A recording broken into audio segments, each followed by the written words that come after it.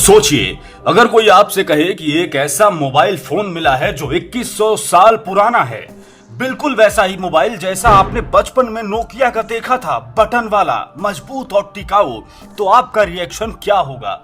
दरअसल ये खबर सुनते ही लोग दंग रह गए। किसी ने कहा ये टाइम ट्रेवल का सबूत है, किसी ने कहा कि ये तो एलियंस की देन है, तो कुछ ने इसे सबसे बड़ा छलावा बता दिया। तो आखिर सच्चाई क्या थी? क्या वाकई प्राचीन जमाने में मोबाइल फोन हुआ करते थे, या ये सब एक बहुत बड़ी अफवाह थी?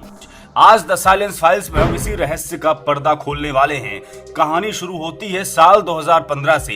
सोशल मीडिया पर अचानक एक तस्वीर वायरल हुई। तस्वीर में एक काले रंग का कीपैड मोबाइल जैसा कुछ दिख रहा था, जिसका आकार हूबहू पुराने नोकिया फोन जैसा लग रहा था। उस पर छोटे छोटे बटन थे, ऊपर स्क्रीन जैसी जगह थी और बटन पर कुछ अजीब से चिन्ह उकेरे गए थे, जैसे किसी प्राचीन लिपि में लिखा गया हो।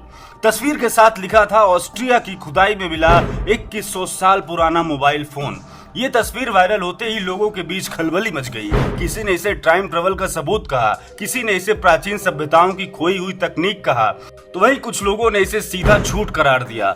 खबरों में कहा गया कि ये वस्तु ऑस्ट्रिया के एक पुराने खंडहर से मिली है। जगह का नाम था फुशल आम जे।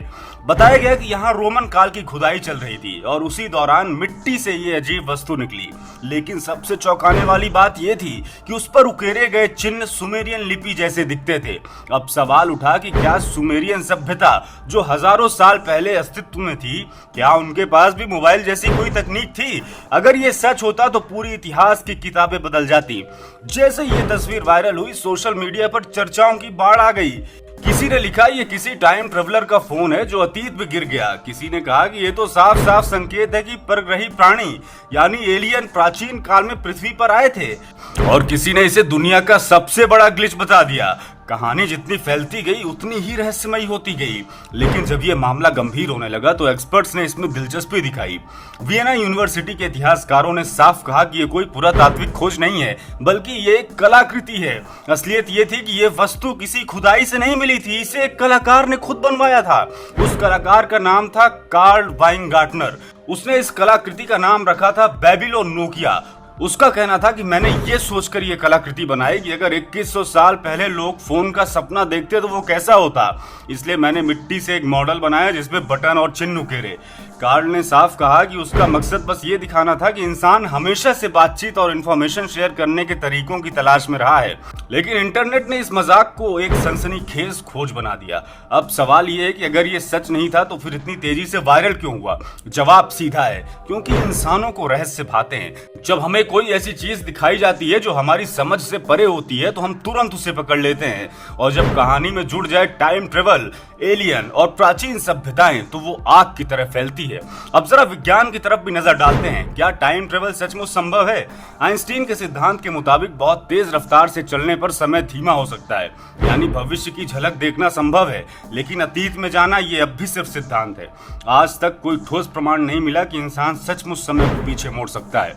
इसलिए 2100 साल पुराना मोबाइल फोन मिलना वैज्ञानिक दृष्टि से असंभव है। तो क्या वाकई 2100 साल पुराना फोन मिला था? जवाब है नहीं, ये बस एक कलाकृति थी, एक कलाकार की कल्पना और इंटरनेट की सनसनी। लेकिन इस कहानी ने यह जरूर साबित कर दिया कि इंसान की जिज्ञासा और कल्पना कितनी गहरी है। हम हर रहस्य को सच मानने को तैयार रहते हैं अगर उसमें हमारी सोच से परे का आकर्षण छिपा हो। तो दोस्तों, ये थी 2100 साल पुराने मोबाइल की सच्चाई। ना ये टाइम ट्रेवल का सबूत था, ना ये एलियंस की तकनीक, बस एक कलाकार की कल्पना थी जो इंटरनेट पर एक अफवाह बनकर फैल गई। कमेंट में बताइए, क्या आपको लगता है कि टाइम ट्रेवल कभी संभव होगा? और अगर आपको मौका मिले 2100 साल पीछे जाने का, तो आप क्या करते? अगर आपको ये रहस्यमयी दास्तान पसंद आई तो इस वीडियो को लाइक कीजिए, शेयर कीजिए, ताकि और भी लोग इस सच को जान सकें। द साइलेंस फाइल्स आपको अगले एपिसोड में बताएगा दिल्ली की उस मीनार का राज जिसे दुनिया कुतुब मीनार के नाम से जानती है। क्या सचमुच उसके नीचे छुपा है एक प्राचीन शिव मंदिर? क्या इतिहास की किताबों में ये सच जानबूझकर मिटा दिया गया, या फिर ये एक सिर्फ अफवाह है जिसे बार बार लोगों के बीच फैलाया गया? सच क्या है, झूठ क्या है, इस पर से पर्दा उठेगा सिर्फ द साइलेंस फाइल्स के अगले एपिसोड में। हमारी कोशिश यही है कि वो कहानियां जो दबा दी गई, दुनिया को बताई नहीं गई, उन्हें फिर से जीवित किया जाए, क्योंकि ये बातें कोई और नहीं बताएगा आपको, सिर्फ हम बताएंगे द साइलेंस फाइल्स पर हर शनिवार, मंगलवार, गुरुवार शाम 7 बजे। क्योंकि कुछ कहानियां किताबों में नहीं, साजिशों की तह में छुपी होती हैं और दस्तावेजों के तहखाने में धूल खा रही होती हैं।